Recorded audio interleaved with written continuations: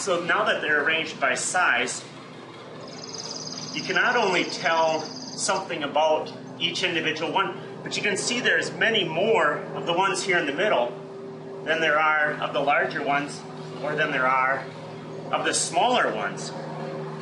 And this arrangement from smallest to largest, we're going to use in statistics also. We can tell the range by subtracting the smallest one from the largest one. We could divide them into 4 groups and see where the middle of each of those 4 groups is. That would give us the quartiles. We could also find the average by measuring each one of these sticks. But we're going to show you an easier way to do that after we get the next step done. So let's do that.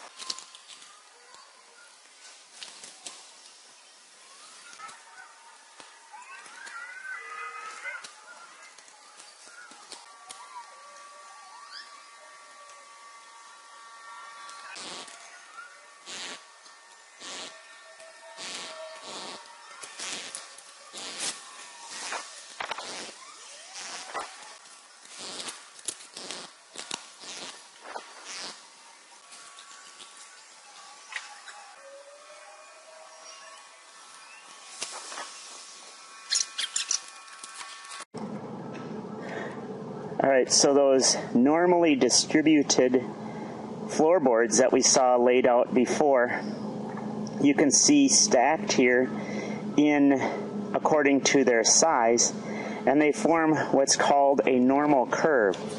What distinguishes a normal curve? A couple things. First of all, the center is the mean, the median, and the mode. It's the most common, it's in the middle, and it's also the average of all of the different parts. One standard deviation each way is where the curve goes from downhill to flattening out. From downhill to flattening out. And then if you double that standard deviation, you get 2 standard deviations each way. The other thing that's true is that 1 standard deviation each way contains 68% of the boards. 2 standard deviations contains 95%. 3 standard deviations, which we didn't do, would contain 99%. The reason we didn't is that we got 1 board thick on each end. We would have had to have had like 0.4 boards each direction, which didn't make sense to me, so we didn't do 3 standard deviations each way. And then there's still a half a standard deviation out past 3 standard deviations in each direction. The other thing that sometimes you can do is talk about what percentile it is. So 3 standard deviations would be 0.5 percentile. 2 standard deviations would be 2.5 percentile. 1 standard deviation to the left would be 16 percentile. Here would be the 50th percentile, the 84th percentile, the 97.5 percentile, 99.5 would be out here, and then there'd be something beyond that. So you can see the standard normal curve. Now what's interesting about it is, like I said, the thing that's hard for folks to